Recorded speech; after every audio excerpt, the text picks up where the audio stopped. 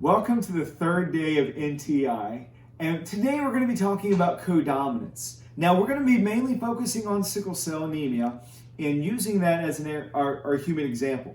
So in terms of codominance, we have all capital letters. Notice there are no lowercase letters here, so that an individual that is normal is going to have the alleles big N, big N. An individual that is a carrier is going to have normal cells and sickle-shaped cells, so that they're going to have capital N and capital S.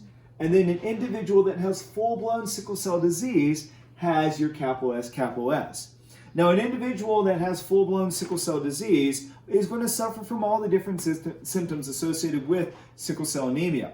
So these are going to be individuals that suffer from major fatigue, as well as the inability to get enough oxygen. So they're going to have a shortness of breath.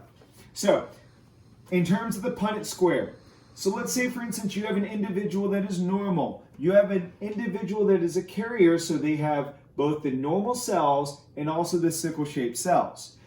If you do the cross, you're going to get big N, big N, big N, big N, big N, big S, and big N, big S. This is going to result in a 1-to-1 big N to big N, big S. And that phenotypic ratio is also going to be a 1-to-1, where you're going to have normal cells and also an individual that has normal and sickle-shaped cells.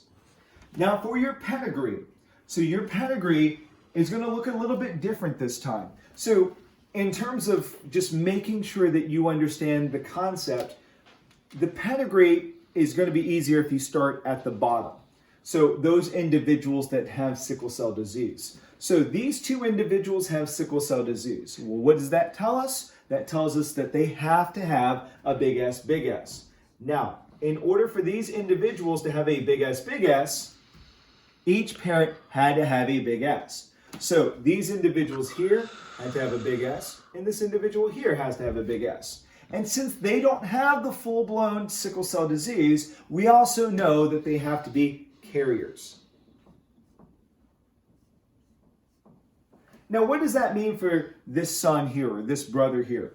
Well, that means that this individual could be either or. So we're just going to write an or here, because we're not 100% sure what that individual is going to be. Now, I already indicated here that this individual is a carrier based off of the half filled in square. So this individual is going to be big N, big S. And these individuals here are could be either or. So we're going to write or statements here as well.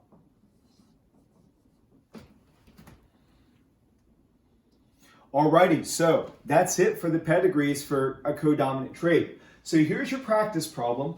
2 carriers of sickle cell want children, but only if there was a small chance of having sickle cell disease. So that big S, big S.